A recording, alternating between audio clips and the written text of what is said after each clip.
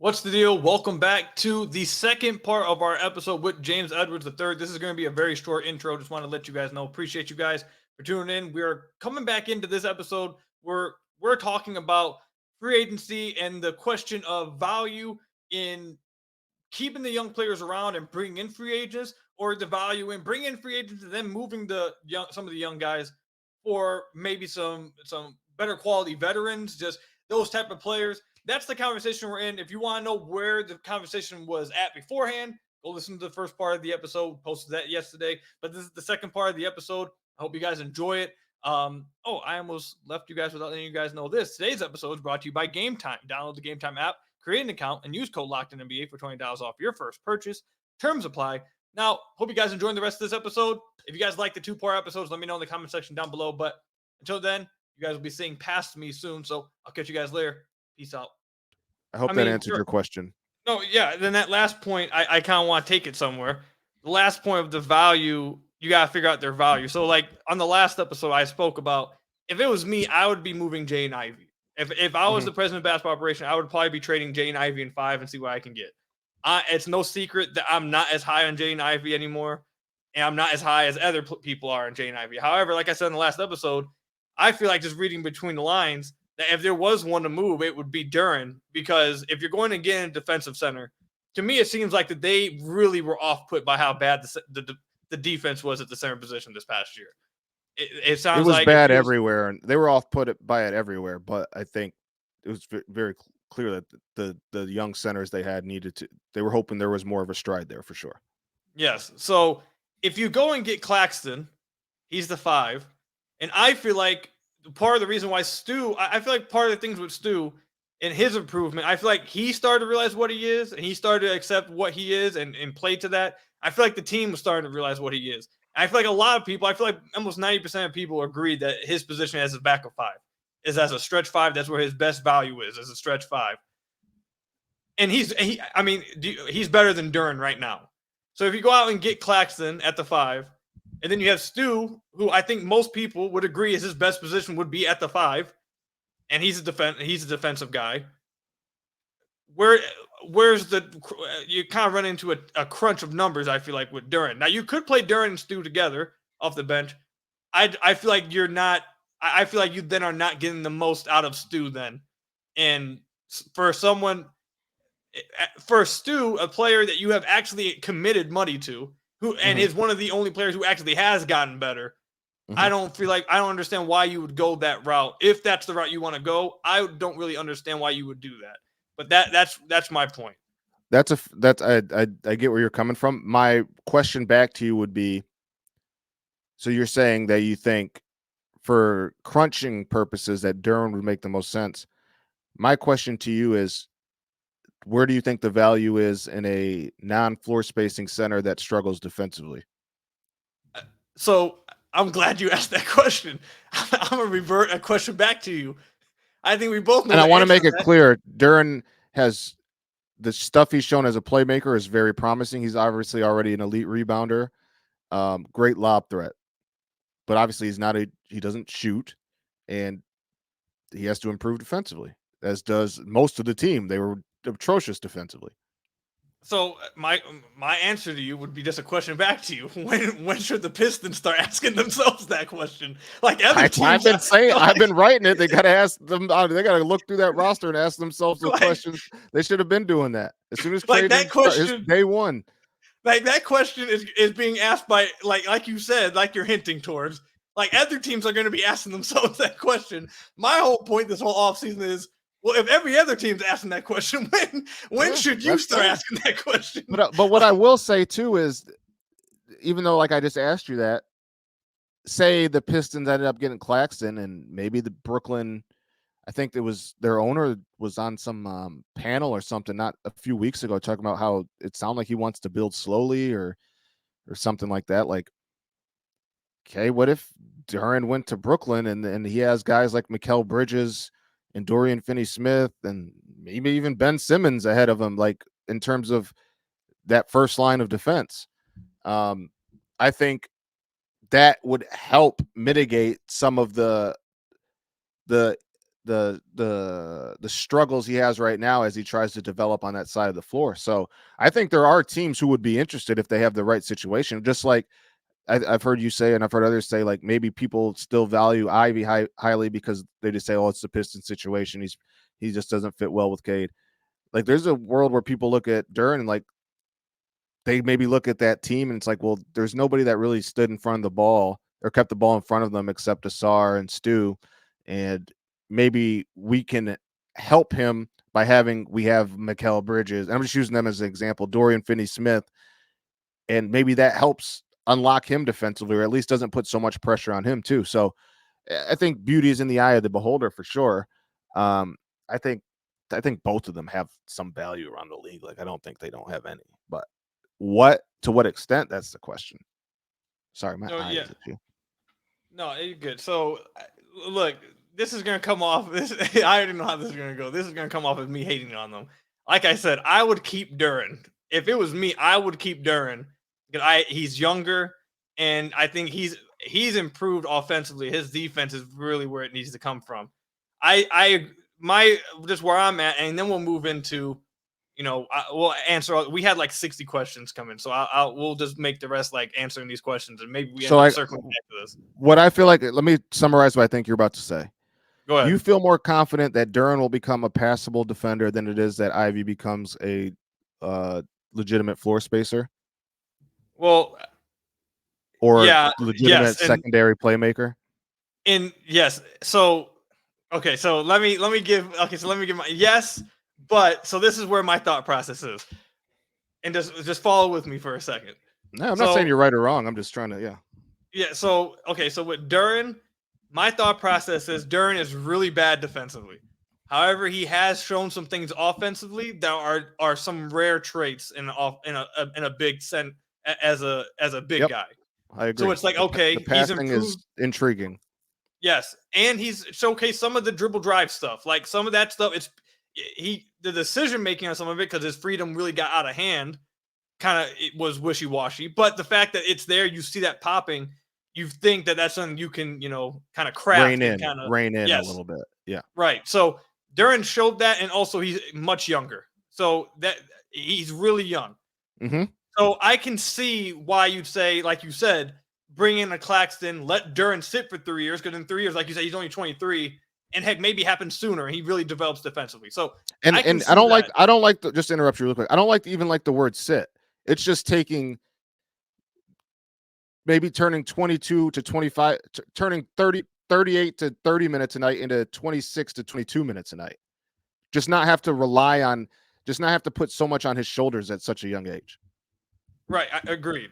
So that's where I'm at with that. So the thought process then shifts to my core process is they cannot bring all these young guys back. They just can't. They're in the fourth year of this rebuild. You're about to sign Cade to this max extension. It sounds like everyone's expecting that. Like, you cannot go back out there again with this. It's just not going to happen. There's too much pressure from all angles for you to do that. You just can't. You can't do it. And also select a young guy at 5 and bring it like that. You can't do that. You can't. Right. So if I'm cool with Duren, this is where my thought process then goes. It sounds like that the org, and maybe Trajan isn't, we'll see, but it sounds like to me, like org reading between the lines. Crazy word, but go ahead. What org? Organization? I know what you meant, but like I don't really hear people say org. Like it just sounded nuts. But go ahead. I'm sorry, it just threw me off. I know what you mean. I know what you mean. It just, I don't know. It just a weird word. You never had someone say the org before? I usually just say organization. Maybe it's because like I'm obviously I'm a writer, so like I can't write out org. I don't. Yeah, I don't know. Go ahead. I'm sorry. Okay. It just threw me off. I was like, org. It was just a weird ass word or weird freaking word. Yeah. So like my thought process then, okay, if you're high on Asar, the purpose of being a high on Asar was that his future as a secondary playmaker. That was why I was high on Asar and why I thought he should be the pick at 5. Is that, okay, if you believe in his future as a secondary playmaker, then he's the pick. If you don't think he has that and has that in him, he shouldn't be there at 5. So they took him at 5, so obviously they must be high on that. So if you believe his future is as a secondary playmaker, you also have to remember though, like, when you say they, it's not the same they anymore. Yeah, right. So that factors into it. I think the people that are coming in will like Asar, and value Asar, and the fact that he's only played 1 year will help him. But we can't sit here and say that and I know it's just natural, but neither one of us can sit here and say they value this guy anymore. We're not sure fair yet. enough. We're not sure. Fair enough. So I'll say for me, the reason why I thought Asar was the fit pick at 5 was because of his secondary playmaking potential, his secondary ball handling in the future. I'm with you 100%. That's the case, right. So if that's the case, if you're long-term, and he's a two-way guy, that's a guy who can be a secondary playmaker, ball handler, and also an all-league defender. Like, you can't teach what he does defensively. You can't teach what he does attacking the rim. You can't teach those things. Right. So I have someone in that. Where does that leave Ivy for me? Like at that point, if that's where I'm at with it, what does that leave for Ivy? That from that question. And then the other question I then have, I asked this to Amari and Bryce when they were on the podcast. People don't like this when I say this because I just say that, I just say the truth. You gotta stop worrying about what people say and think, man. There's a mute button. People, fair enough. We can't have discourse in any sports without, like, if you don't agree, there's a way to disagree without, like, being I can't curse. Without I know what you're about to say, but without being a turd, man. Like, there's ways to disagree with people. Like, I welcome disagreement, but there's ways to do it respectfully. Like, we gotta usher that in, man. But go ahead. Right. Just don't worry about what other people. Don't worry about if other people are mad. This is your podcast. This is your thoughts. Get your off.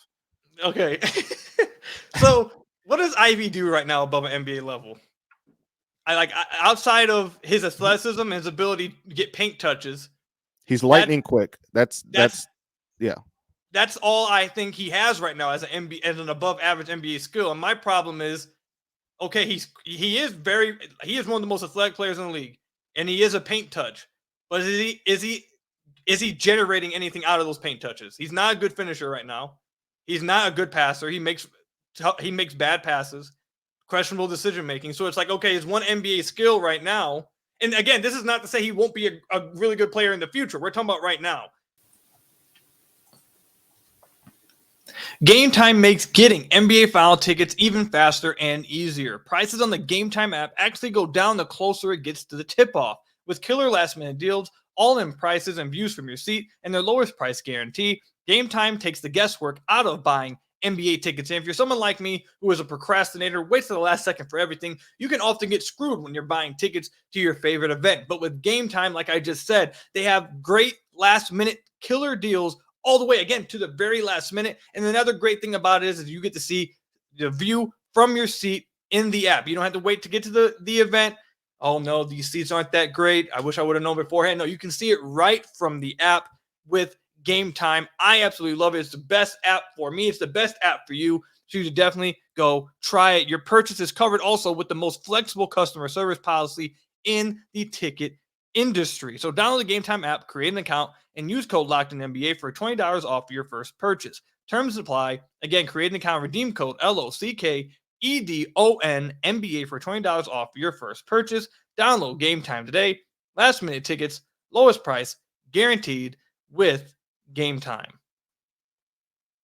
Right. If right now all I have after 2 years is the bank on is his athleticism, where he's not even actually making what's the word I'm looking for? Capitalizing off of what that creates for him, for himself and the team. Well, what do I have? And then also he's bad defensively. So it's like, okay, so like I feel like I'm betting on more with Ivy. Like you're asking me to believe that he's going to become a better finisher. He's going to be a better decision maker. He'll be a better passer. He's also going to be above league average 3-point shooter because right now he's not been a good shooter. This past year he was, I believe, been streaky, 32 to 33. Right, but I think Synergy has him around like 20th, around the 20th or 30th percentile in spot ups. Yeah. So like he's not a good shooter and he's a bad defender. So you're asking me to bank on all that turning around. Like you're asking me to bank on all of that happening. Where like with Duran, I'm really just banking on his defense. And Asar, I can live with Asar and being a good shooter if I believe he's going to be a secondary playmaker, and he already has an NBA skill, I believe, in being like a great defender. So it's like that's where I end up. That's my whole thought process and why I end up where I've been at the whole offseason, which is I would move Ivy in 5 to see what I can get. That's how I get to where I get to. Can I ask you one follow-up? Yes, sir. If you're Koo, the president of basketball operations for the Atlanta Hawks, who are, and we're saying hypothetically here, I'm not saying this is happening. The Hawks are going to start. Say the Hawks get back their first round pick from. Let's not use the Hawks because that's too much jumping hoops. Who's a team that's about to rebuild? Toronto, in the process of rebuilding. If Ku Kahil is Masai Ujiri, are you trading for Jaden Ivey? No. I'm not. No. So my question to you is, you don't. So you want them, and I'm saying this because me and you both get this, where it's like people want players to be moved because they see flaws X, Y, and Z, but then don't kind of put into perspective that if they believe this, that maybe other teams do too, right? So my question to you is like, if you're another team, like, what are you banking on? Are you banking on that Jaden has those things in Detroit's situation and was just not set up for him? I think that would be the selling point, but I've you said don't this, believe that's the case, is what you're saying. no, right as of right now, I don't know. But like I said, I've said this on the podcast before. That's why I think you need to move off of it. That's why I believe you should move off of him this offseason, because right now, 2 years away from the draft, after his draft, he still has that mystique. Like, these players still have that mystique of, if he was high on your draft board, it's like, hey, it's only been 2 years. I can make him what, like, I believe he can still be this. Every year after a draft class, the value, like, guys, the mystique runs off. Like, I throw this example, it's a very extreme one. People are going to take it too serious, but I think you'll get what I'm saying. But like, if you traded Killian Hayes the day after the 2020 draft, you would have got something for him. But if you traded Killian Hayes 2 years, 3 years after, it's like, okay, now each year, like, as time goes on, clearly we saw. Yeah, like, yes. Yeah. But the point is that the farther you get away from the draft, the more the mystique runs off, and more if they're not improving, the value goes lower and lower. So that's why that's why I say the Pistons need to ask themselves the question. Maybe they arrive to a different answer than me, and that's fair. If they're higher on Ivy and they believe it, I'm not saying you're crazy. Yeah, they just have to ask. Like, I assume those questions are being asked. But I agree. Like, we've both been saying this for a while. Like, those questions have to be asked because of how bad last year was. They didn't. This process, in my opinion, and maybe Trajan says otherwise, and he's willing to keep all of the youth around and evaluate himself for at least through the deadline. But I think last year forced them to have to rush this sooner than they wanted to. I think I don't think I don't think that means it's a bad thing either. I just think that it'd be hard for me to run it back. I think the deadline point is interesting too, because I do think that it's possible that the deadline is the most likely scenario where you see any guy get moved, and I understand how that would make sense too. But yeah, man, that's just how I get to where I get to. But let's move I don't on. Think anything you said is crazy. I mean, it is what it is, man. You feel me? But we're trying, we're trying, like you said, to stop caring so much about what some of the haters say, because it is what it is. But let's go ahead and move. Let's move to some of these questions. So now, for the rest of the podcast, for the rest of this episode, this is going to be the second part of our episode. So the rest of this is just going to be answering all the questions that you guys sent in. We got 65 questions. I'm still getting notifications, so it might more come through. So we're about to do all 65. Well, that's why I said that. I was about to say there's 65 of these, so let's keep that in mind. I'm gonna try to get through as many as possible. So let's okay, little bit of a time. Feel me? All right. So first one. This is a fun one. Me and you've already talked about this on we've texted each other. This one's from Easy. He says Kendrick or Drake. Just the battle, or who do I like more? It seems like the battle. Kendrick won the battle. I think anybody who's, even if you're a Drake fan but you're not a OVO stan, you should say Kendrick. But I'm more of a Kendrick guy. Like, I'm a big music nerd, big hip hop nerd, and I remember finding Kendrick Lamar on Two Dope Boys, listening to the Kendrick Lamar EP in my freshman year of college or whatever year that was. So I've long been a Kendrick fan. I just like that rap more. But I am a Drake fan. I'm not one of those, as nerdy of a rap fan as I am. I'm not too good to say, when Drake spits, Drake can rap. And one thing I want to say in defense of Drake, we need to stop slandering Honestly Nevermind. That's one of No, my stop.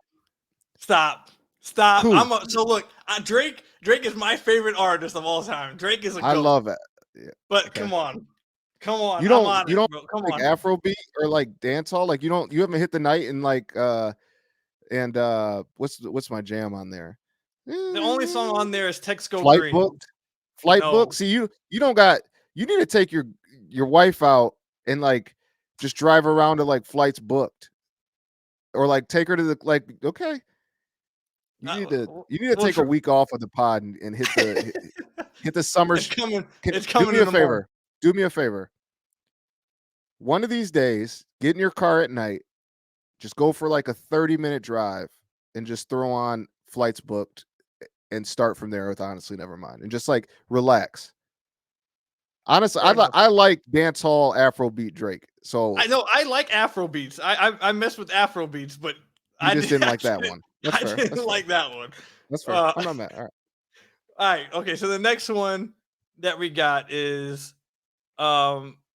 I feel like this would be a longer answer. All right. Try to keep these answers quick as I possible. will. I'll go rapid fire. Go ahead. All right. This one's from Brian on Twitter. It says reasonable return on Ivy if Langston decides him and Cade can't play together.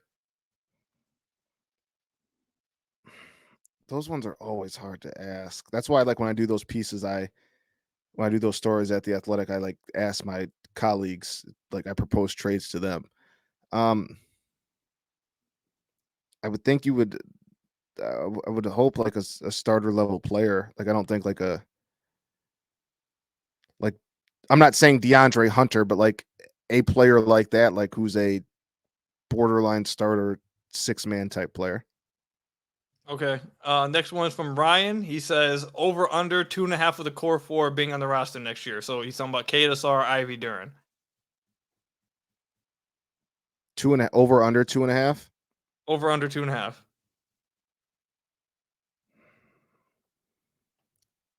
Over. All right, there you go. This one's from Jaheim on Twitter. He says, should the Pistons prioritize instant impact or potential in the draft? If the Pistons are going to go all in on free agency, I'm fine with like getting a guy and having him barely ever play. So like get the prospect, even if he's nowhere near ready now, higher ceiling guy. And as long as you're going to tell me that you're going for it in free agency. All right, next one's from Maurice. He says, what teams do the Pistons need to look at to help with their rebuild? I think Houston, because the situation's similar with the cap space. I think Minnesota. PrizePicks is America's #1 fantasy sports app with more than 5 million members. It is the most fun and exciting way to get in on the action while you watch your favorite sports and players. You just pick more or less on 2 or more player stats for a shot to win up to 100 times your cash. If you're looking for promotions, PrizePicks has got you covered every week. From lowering select player stats projections on Tuesdays, which increases your chances of getting a win, to getting your entry fees back if you have a losing lineup on Fridays. PrizePicks is America's #1 fantasy sports app with over 5 million active members. Get in on the daily action with your friends and become part of the PrizePicks community today. And there's always action on PrizePicks, and this is the perfect time to try it out and get something new as basketball is winding down. Make sure to try out esports this month because every Wednesday and Saturday in June, if your lamp doesn't win, you'll get a free entry back. Just choose from Counter-Strike 2, Call of Duty, League of Legends, and more. Again, PrizePicks is absolutely amazing. I love it. You should download the app today and use code LOCKEDONNBA for a first deposit match up to $100. Again, download the app today and use code LOCKEDONNBA for a first deposit match up to $100. Pick more, pick less. It's that easy with PrizePicks. Simply because I think people always had the preconceived notion that once you get the number, I think with Cade and even with Troy, when it was like they were tearing it down, I think a lot of casual fans came to the Pistons and maybe equated like or their football knowledge to this, or just when they thought #1 pick, like thought LeBron James and like thought your franchise immediately turned around. if you look at in between, the Wolves first unofficially got the number one pick when they traded Love for Andrew Wiggins, right? Nothing happened really. Then they get the number one pick again. They get Cat. Years later, nothing really happened. Then even more years later, they got Anthony Edwards, and now stuff's happening. I just not everything is linear, and if you kind of stay with it just long enough with the right guys, like, you just never know what might happen. All right. The next question is, and this one is going to be a fun one, but this person asked, how long do you think the Pistons should start the timer for when Cade asked out? So let's change the question to What does that mean? how. So like, how long should the Pistons? I'm assuming he's saying how long. How concerned basically should the Pistons be? Like how quickly do they need to turn it around? They feel like before they feel the pressure of Cade asking out.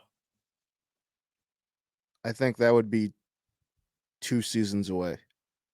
Assuming he signs the extension this summer, he still has one more rookie year left on it. One more year left on his rookie deal, and then the max kicks in. I don't think he has that power to do that for at least another 2 years. All right. This person asked on Twitter that, do you believe he can do whatever he wants. Sorry, let me clarify. He can do whatever he wants. I don't know if it's wise to do that. Right. At that point. Okay. So Jeremy asked on Twitter, do you believe the Pistons are more inclined to go after an all-star if they're made available, like Brandon Ingram or DeJounte Murray, and trade a few young guys to get it done, or go after the likes of Monk, Harris, Trent Jr., Claxton, and some guys, or some of the free agents, and have some of the young guys just come off the bench? I think we kind of just talked about it, but if you had to go with which one you think is more likely, I don't think you'd have to give up multiple young guys. Well, Atlanta might ask for multiple young guys to get DeJounte. I wouldn't give up multiple young guys for DeJounte, and I don't think it'll cost multiple young guys unless you count the pick for Ingram. Like, I don't think it would be 2 players plus the pick to get Ingram. My thing with Ingram is, and I don't know this, is it's very clear New Orleans did not want to extend him, and the Pistons president of basketball operations just came from New Orleans. So I don't know if he was one of the ones in the building that did or didn't want to. So it's hard for me to say how realistic going after Brandon Ingram is right now at this. Yeah, I heard. I had said this on a podcast when the rumors started going on about BI. I had heard from somebody over in New Orleans that to kind of temper the brakes potentially on that. Not ruling it completely out, but just to temper the expectation. So I don't know how one should read into that, but there you go. I'm a big BI fan, so I would love to. I love BI too. He's cool. Heard he's good with the media. Yeah, I like watching him play, but he's one of my favorites. All right, so this is a fun one. This is from Braid Cunningham. It says, "Hey, Koo, I know both of y'all be hooping in real life, so you should do a fun part where you give yourselves player comps at the end. Nothing serious, but just play style wise." So, James, I'll let you go first. James, if you had to, what's your player style? What's your player comp? Now, man,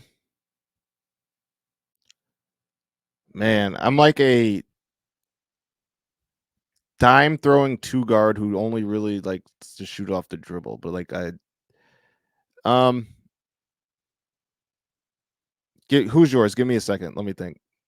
So I don't have a player. I just have a description. Like, I can't think of a player that. So like back a few years ago, before I like really started working on like shooting threes, I started taking a lot of middies. So people always say I play like DeMar or Melo. I take a lot of middies, but I don't think that's the case anymore. I don't take middies anymore. I only take threes. So whatever player I am, just know that you're getting a volume score. I'm shooting the ball damn near 20 times, and I'm probably not going to pass that much. And I'm going to score a bit, but do you play 2K? No, I can't do it.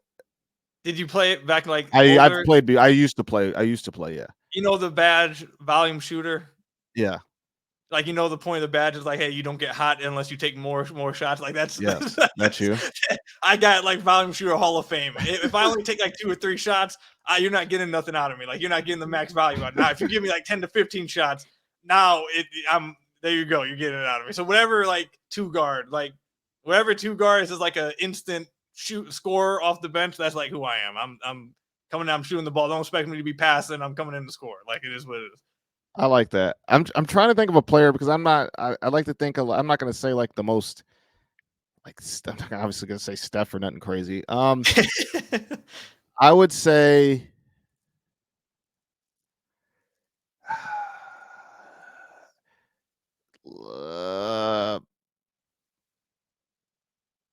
I feel like I play like a guard, and I just said I wouldn't say Steph, but I feel like this player wouldn't be as I'm going to say the name, and you're going to be like, "Shut up, James." But I feel like the player I'm going to name,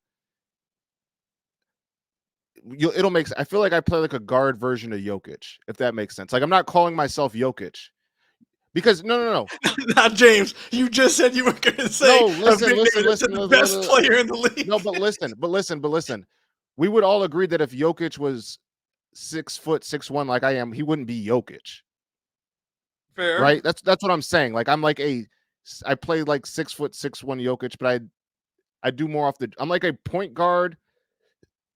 It's hard. I don't know. I'll think of a different one that I'm trying to think of a more like guard player that I can. You got me on the spot. Good question though.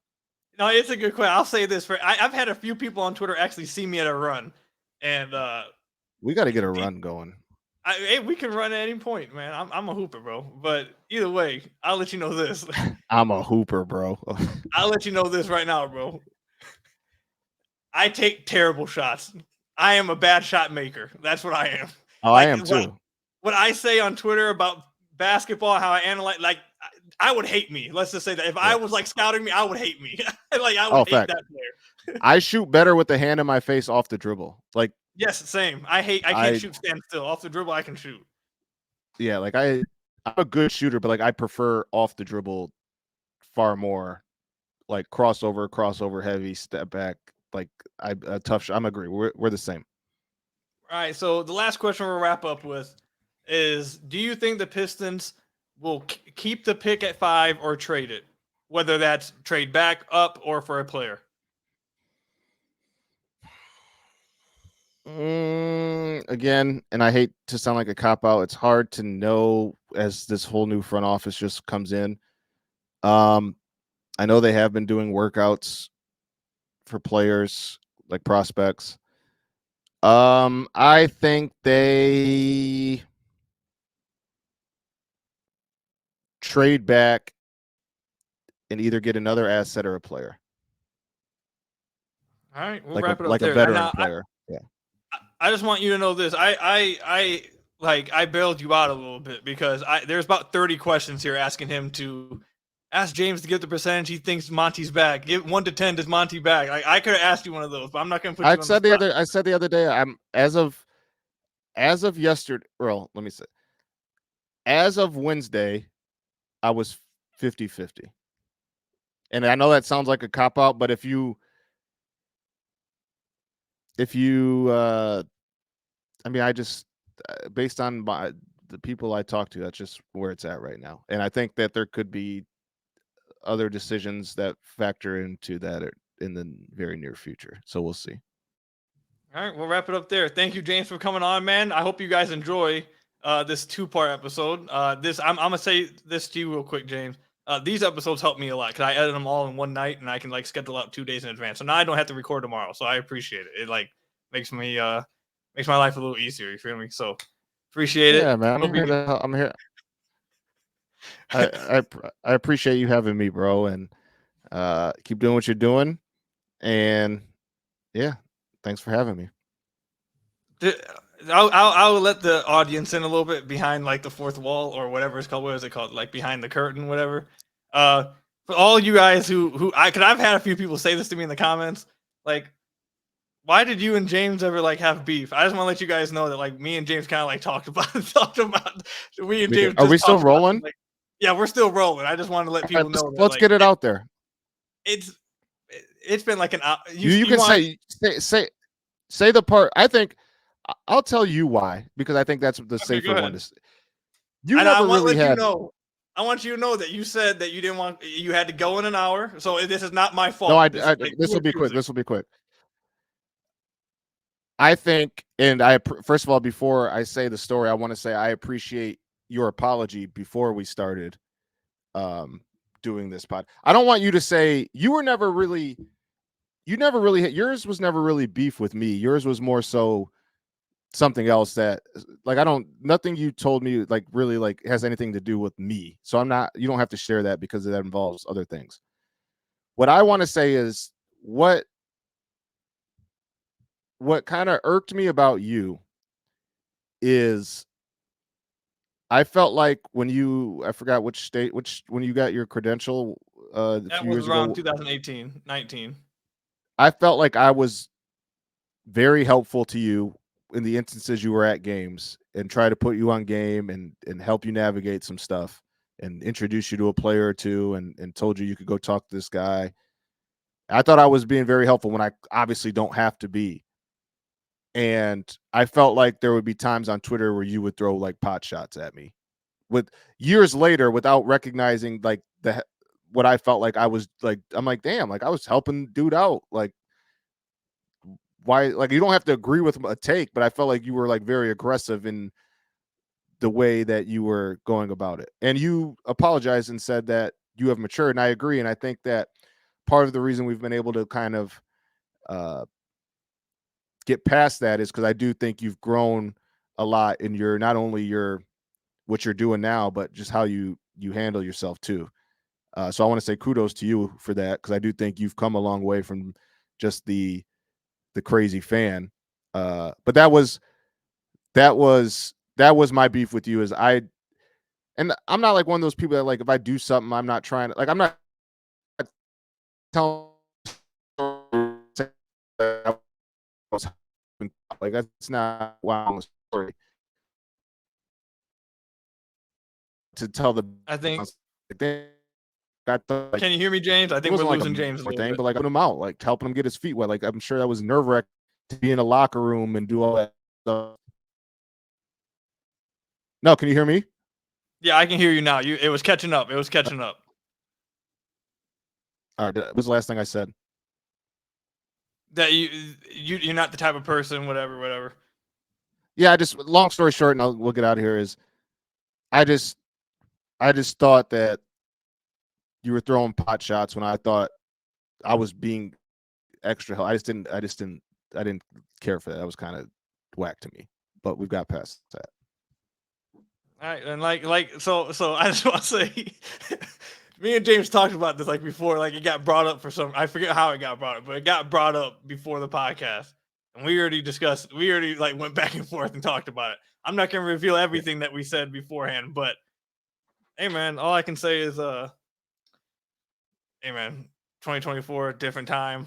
I'm 26 now. You feel me? You know. Yeah, no, we're all good. And like I I'm don't know if this part got caught. I said, wait, go ahead. No, go ahead. I was just gonna say I'm 26 now. I'm more mature. I've grown as in my career. And I think that's where it was. It more so, like we mentioned beforehand, there was some what's the right word? I don't want to say anger, but there was some like animosity.